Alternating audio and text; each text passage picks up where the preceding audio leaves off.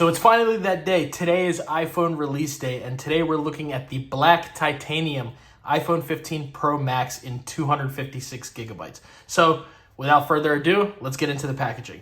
Now, on the top of it, looks just like, any other iPhone packaging. Got that nice little raised iPhone on here. Looks pretty nice. And let's go ahead and peel off these.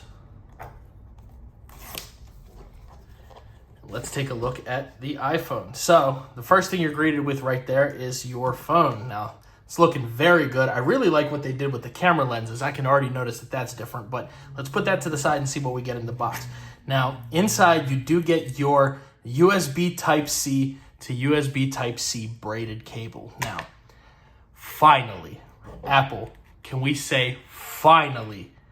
We finally got USB-C on iPhone. Now, I don't know how long we've been asking for this, but it's here. Let's embrace it. And we have USB-C, which thanks Apple actually for including a braided cable, just like on the MacBooks and the iPad. It's really nice. So in here, nothing else really. You do get this little holder. You get the physical eSIM explanation, your little quick start guide, and one sticker. So let's go ahead and take a look at the phone. So peeling this off. Beautiful. Look at that. You can already tell just from holding it. Now, this is my space black iPhone 14 Pro Max. Now, forgive me if I mix the names up or anything like that. I mean, as you can see, they do kind of look similar, but let's take a look at them real quick. You can see this is almost a little bit more matte, and you can see that it's a little bit more rounded as far as the edges. Now, not sure if you guys have seen, but size-wise, these two as well are a little bit different. Now, if you see on here, the iPhone 14 Pro Max is taller and it's also a little bit wider. So that is something to note if you're looking to get the iPhone 15 Pro Max from the iPhone 14 Pro Max or from the 13 Pro Max, 12 Pro Max, whatever the case may be.